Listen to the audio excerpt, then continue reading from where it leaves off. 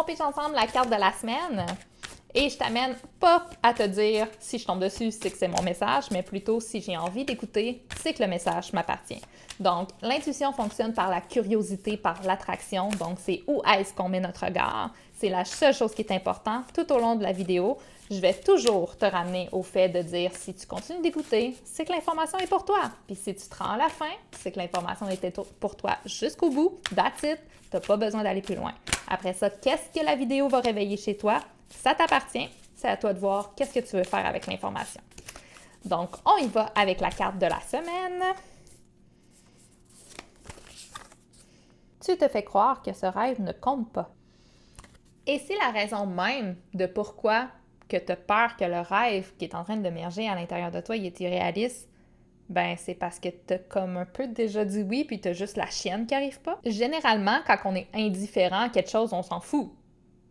Mais si le doute embarque, on commence à se poser des questions en se disant « Ben non, c'est pas ça qui va arriver, ben non, c'est... » C'est parce qu'il y a quelque chose qui se passe à l'intérieur. C'est qu'il y a quelque chose qui a été réveillé. C'est la peur qui va faire en sorte que le processus du doute va embarquer, puis là, on va commencer à donner toutes les raisons pas possibles pour pas que ça arrive. Parce qu'on a peur. On a peur que ça arrive pas.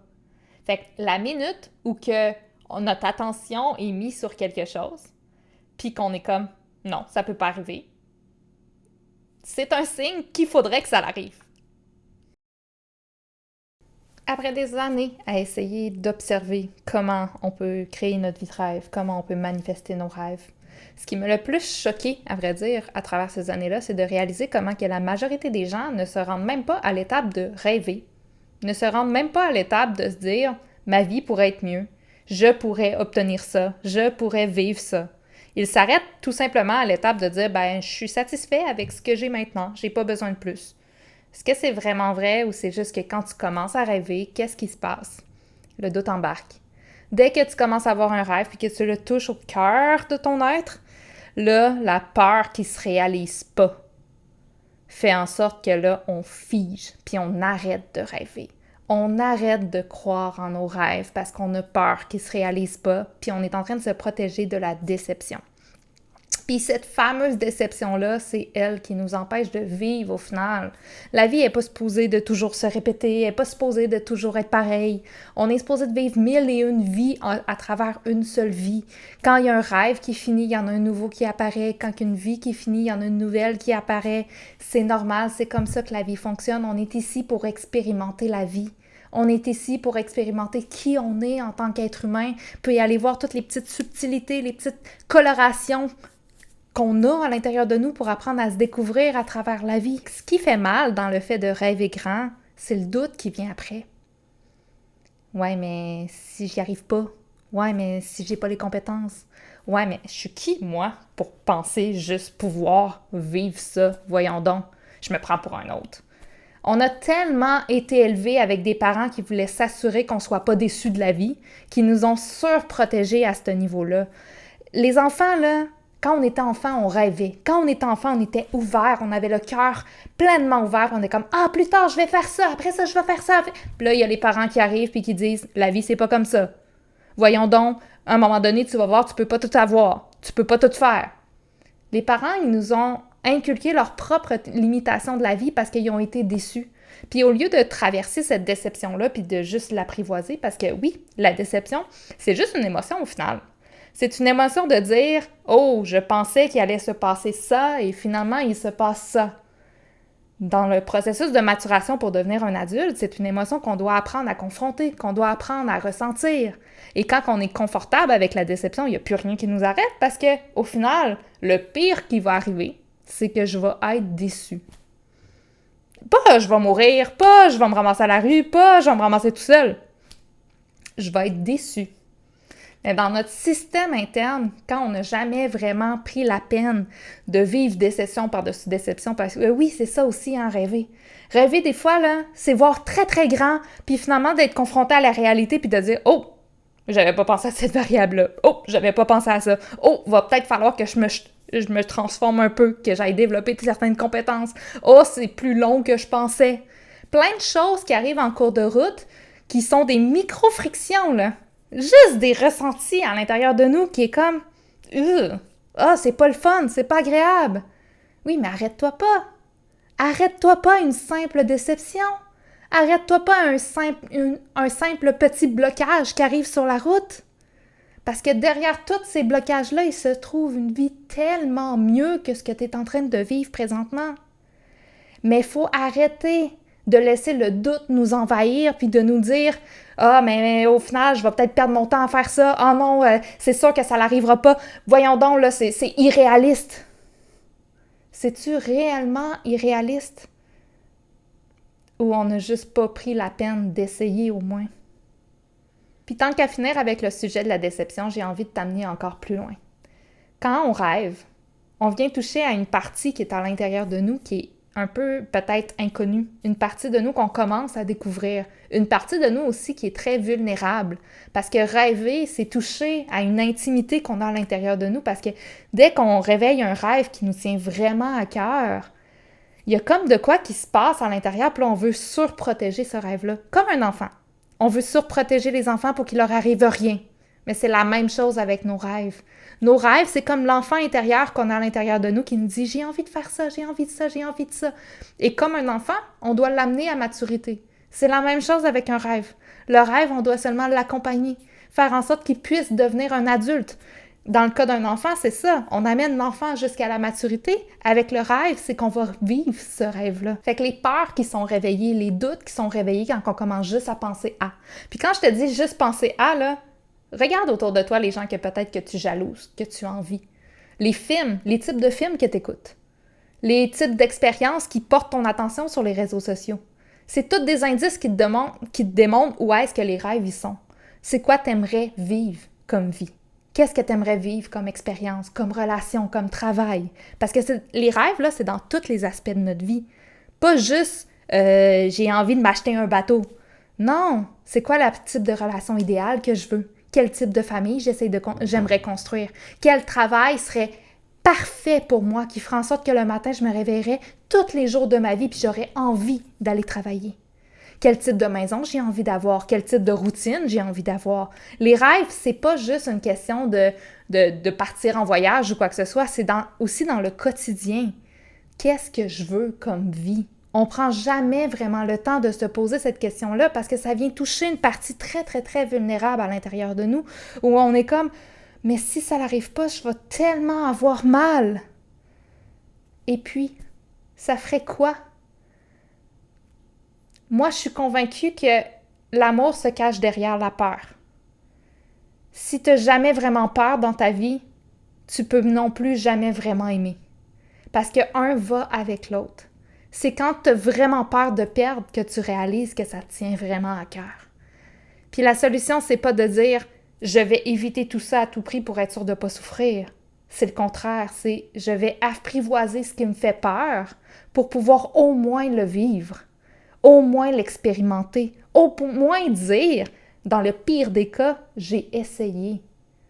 J'ai essayé d'avancer vers ce qui me faisait envie. J'ai essayé d'aller faire en sorte que ce que je porte en moi, je puisse le créer à l'extérieur, je puisse l'expérimenter, je puisse être qui j'ai envie d'être partout dans ma vie. Parce que selon moi, le concept de vie idéale, c'est un peu ça. C'est un concept qui est basé complètement sur le rêve. Chaque aspect de ma vie, je vais me poser la question, mon rêve est où?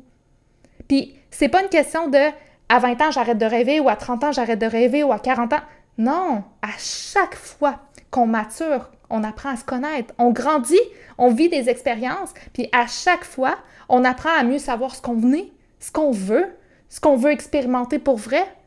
Fait que là, on touche à des parties de nous, à travers les relations qu'on a, à travers les expériences que l'on vit, qui va affiner notre rêve, qui va affiner ce qu'on veut. Puis ça l'arrêtera jamais tout ça. La vie est faite pour s'améliorer. À chaque jour de notre vie, demain devrait être mieux qu'hier. Puis ça, pourquoi? Grâce à nos rêves. Parce que nos rêves, ils vont nous dire « va-t'en dans telle direction ». Puis si tu t'en vas dans cette direction-là, ta vie va s'améliorer. Ah, mais si c'est pas le cas. Si c'est pas le cas, c'est parce que tu bloques. C'est qu'il y a quelque chose qui te fait tellement peur que tu figes puis tu dis « je vais pas là ». Mais tu sais, qu'est-ce qui est cool avec ça? C'est que ça s'apprend, ça. Il y a des façons d'apprivoiser toutes ces émotions inconfortables-là qu'on a à l'intérieur de nous, qu'on ne sait pas quoi faire avec. Mais la première étape, c'est de se dire oui. Oui, le rêve que je porte à l'intérieur de moi, je vais le mettre au monde. Comme je mets un enfant au monde. C'est la même chose. C'est le même processus. Un enfant, là, va passer 9 mois à l'intérieur d'une femme avant de prendre vie. Puis après ça, on s'attend que notre rêve, on y pense aujourd'hui, puis demain, il va arriver. Ben non, il y a son processus de maturation lui aussi. Lui-ci, peut-être que ça va prendre 3 ans, 4 ans, 10 ans peut-être même. Il y a certains rêves qui sont plus longs que d'autres. Comme il y a des femmes qui vont faire une dizaine de tentatives avant de réussir à créer un enfant. C'est la même chose. Chaque rêve vaut la peine d'être mis au monde. Et ces rêves-là, ils partent de où? De ton cœur à toi. Mais pour rêver, il faut ouvrir son cœur. Et une fois qu'on a son cœur ouvert, on fait face à la possibilité de souffrir.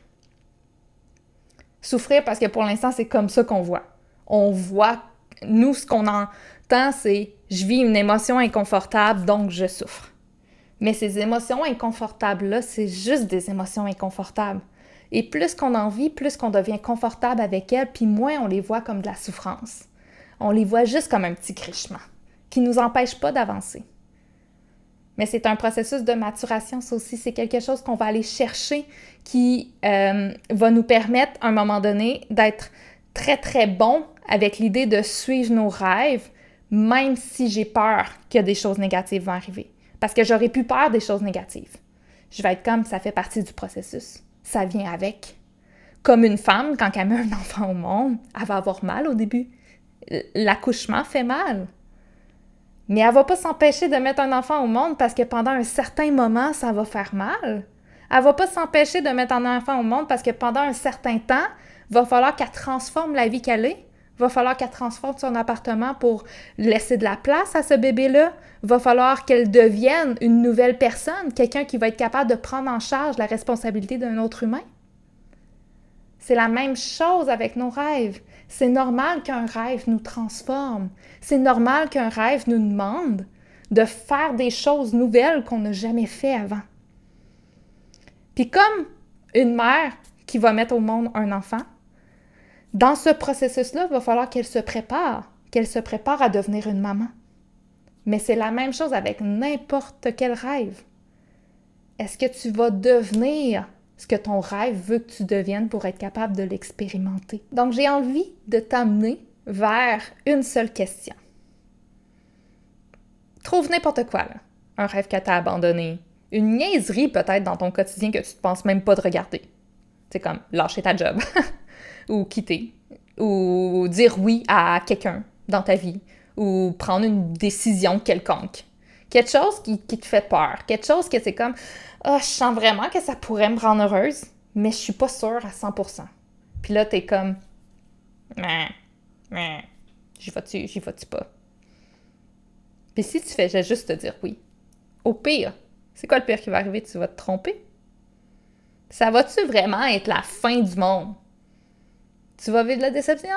Tu vas vivre peut-être de la honte d'avoir essayé quelque chose puis de ne pas avoir réussi. Tu vas te sentir que tu vas vivre un échec.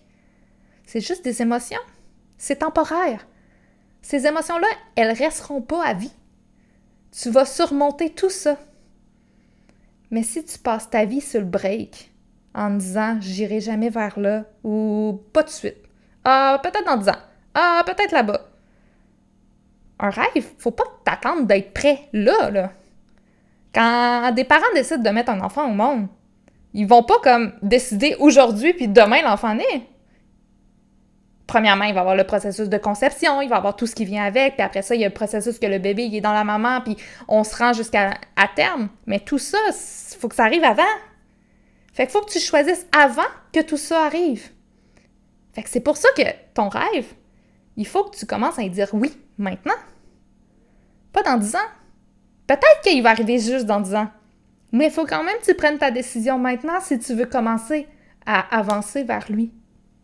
Une chose qu'il faut comprendre avec les rêves, c'est que la personne que tu es maintenant ne sera pas la personne qui va expérimenter le rêve. Si ce n'est que d'avoir une maison quelconque, un auto quelconque, une relation quelconque, un emploi quelconque, la personne que tu es maintenant n'est pas la personne qui va expérimenter ce rêve-là. Parce que je t'annonce, si tu étais déjà la bonne personne, tu expérimenterais déjà ton rêve. Fait que la première étape dans le processus de rêver, c'est d'accepter que le rêve va te transformer, va te faire évoluer, va te faire aller chercher peut-être des compétences quelconques, des apprentissages. Je vais souvent utiliser le terme processus de maturation parce que dans les 10 dernières années, ce qui m'a le plus choqué, impressionné, peu importe, c'est que tous nos défis quasiment revient tout le temps à une question de je vis un inconfort à l'intérieur de moi, puis à cause du fait que j'ai l'impression que je vais mourir à cause de cet inconfort-là, je fige, j'oublie, je m'empêche de continuer. Fait que oui, il y a un processus de maturation, de développer son intelligence émotionnelle pour que les émotions ne deviennent plus un frein, mais plus un propulseur. Puis ça s'apprend. Mais, encore une fois, si tu rêves jamais, puis que tu n'essayes pas de sortir de ta zone de confort pour atteindre ces rêves-là, tu t'en rendras pas compte non plus que tu as besoin de maturer au niveau de ton intelligence émotionnelle, que tu as besoin d'apprendre à accueillir ces émotions-là. Ces émotions-là, pendant un certain temps, ils vont être plus intenses, mais avec le temps, ça va devenir juste de l'information. Juste un petit grinchement, comme je disais tout à l'heure, pas grand-chose. Juste assez pour dire, OK, il y a un ajustement qui doit être fait, mais après ça, on continue. Là, avec la carte d'aujourd'hui, il y a un rêve. Si tu écoutes encore présentement, c'est qu'il y a un rêve qui pulse fort à l'intérieur de toi, puis qui avait besoin d'entendre les mots que je suis en train de passer à travers cette vidéo-là pour te dire « Wake up! C'est le temps! » Peut-être que tu en as déjà 5-6 en tête. Mais cette carte-ci t'amène à un seul, choisissant un seul, au moins un. Il peut être petit, c'est pas grave ça. Faut des fois commencer avec des petites choses avant de commencer avec des grandes choses, parce que le processus est le même. Tu sais, l'image que je viens d'avoir, c'est si on prend les animaux, là, les rats et les souris, là, ils s'accoupent à vue d'œil, là, c'est pas long, puis là, il fait plein de petits, puis plein de petits, puis plein de petits. Mais ça, c'est comme des petits rêves, c'est comme facile.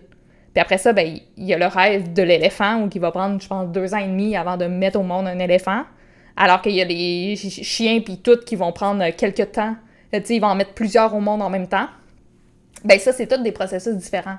Fait que c'est sûr que si tu commences à rêver, va-t'en pas avec le gros rêve de l'éléphant. Par contre, peut-être que l'éléphant peut déjà commencer son processus de maturation pendant que tu t'occupes des petites souris à côté. Parce que le processus est le même. Le rêve va te demander de sortir de ta zone de confort, va te demander d'évoluer, de transformer. Fait que dès que tu dis oui, le processus commence. C'est quoi le rêve que tu n'as jamais encore nommé à voix haute? C'est quoi, après quelques minutes à m'écouter, qui est venu réveiller à l'intérieur de toi, là? Mes mots ont réveillé quoi, là? T'as-tu eu des pop-up? Y a-tu eu quelque chose qui a fait en sorte que ta tête t'en venait, t'a donné quelques... Des fois, là, c'est une fraction de seconde. C'est des images qui passent pendant une fraction de seconde qu'on est comme « Non, ça n'existe pas! Non, ça n'existe pas! » Mais là, je t'amène. Il est où ce rêve-là à l'intérieur de toi? C'est quoi qui a été réveillé en m'écoutant aujourd'hui? Puis là, la question que je te pose, c'est au lieu de dire que c'est impossible, demande-toi, est-ce que c'est peut-être plus parce que ça te tient tellement à cœur que tu as peur de ne pas le réaliser?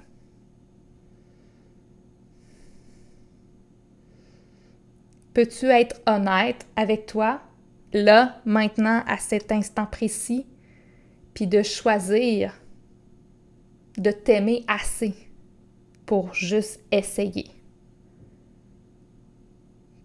T'as pas besoin de faire toutes les actions maintenant. T'as juste besoin de te dire oui à toi. À la fin de la carte, en temps normal, je devrais te proposer plusieurs choix possibles pour essayer d'éclaircir ce qui se passe à l'intérieur de toi. Pas aujourd'hui. Aujourd'hui, on va y aller direct. Si tu es encore là en train de m'écouter, c'est que tu as un rêve. Peut-être qu'il n'est pas encore clair pour toi. Ça peut être une option. Mais ce qui est clair, c'est que quelque chose qui est en train de germer à l'intérieur de toi, la graine est déjà là, mais tu bloques. Tu bloques son processus de germination. Comme une femme qui essaie d'avoir des enfants, des fois, elle peut faire plusieurs fausses couches avant que ça pogne. Ben là, c'est la même chose que je te dis.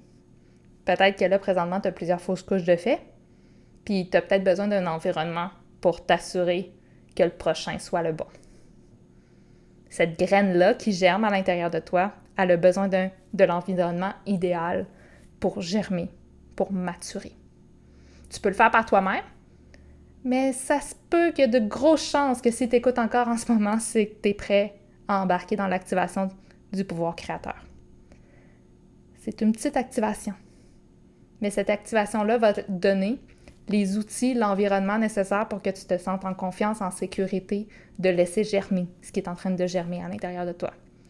Un peu de théorie, des clés, des fondations, tout ce que tu as besoin pour que tu te sentes à l'aise de dire oui. Des enseignements aussi pour comprendre comment le processus créatif fonctionne vraiment. Pour que, tu sais, si je prends l'image d'une femme enceinte, justement, c'est simple avec une femme enceinte parce que tu sais, je veux dire, tu vas aller faire un rayon X et tu vas le voir, tu sais, je veux dire, le ventre va grossir, puis là, tu vas commencer à avoir des signes physiques que ça va vraiment arriver. Mais quand c'est un rêve à l'intérieur de nous, c'est pas aussi simple que ça. Par contre, on est capable de développer cette sensibilité-là. On est capable de capter les informations grâce à notre mental pour dire c'est en train d'arriver. Il y a des choses qui font en sorte que tout au long du processus créatif, je le sais que je m'en vais vers là. Même si c'est pas clair physiquement, concrètement, puis qu'il n'y a personne qui le voit. Ça se passe à l'intérieur. Un rêve, c'est intime. Un rêve, c'est vulnérable. Un rêve, c'est soi avec soi. Des fois, on a besoin de gens, comme mettre un enfant au monde, on a besoin de trouver un partenaire pour le faire. Mais ça commence toujours par soi, avant tout. Donc, si tu sens l'appel, ça va me faire plaisir de t'accompagner à travers l'activation du potentiel créateur. À l'intérieur, tu vas recevoir aussi des bases au niveau de l'astrologie. Donc, je vais aller analyser ta carte du ciel pour te donner les clés. La clé qui est associée à ton processus créatif à toi. Parce qu'on a tous un processus créatif différent. Les clés génétiques, il y a 64 possibilités. Donc, 64 possibilités différentes d'acquérir, de comprendre notre processus créatif. Et ensuite, il y a aussi au niveau de la fondation, au niveau des signes zodiaques, là, on en a 13 choix. Fait que ça va faire en sorte que, oui, je te donne de la théorie qui est très générale sur le processus créatif, mais grâce à l'astrologie, on va aller personnaliser tout ça pour que tu sois capable de vraiment comme reprendre possession de ton pouvoir créateur. Parce que si tu le savais pas, je t'annonce que tu crées ton futur à tous les jours. Toutes les décisions que tu prends à chaque jour de ta vie te fait prendre une direction ou une autre. Chaque fois que tu prends une décision qui est contre toi, contre tes rêves, contre ce que tu veux réellement expérimenter, mais ton futur t'éloigne. Ton futur va s'éloigner de plus en plus de tes rêves. Mais à chaque jour, tu peux prendre aussi des petites décisions qui font en sorte que tu te rapproches toujours un peu plus de ton rêve. Mais ça, il faut se comprendre soi. Il faut identifier ce qui est bon pour nous. Fait que je te laisse là-dessus. La seule proposition que j'ai à te proposer suite à cette carte-ci, c'est l'activation du potentiel créateur, du pouvoir créateur. Et ça va me faire plaisir de t'accompagner à l'intérieur. Bye!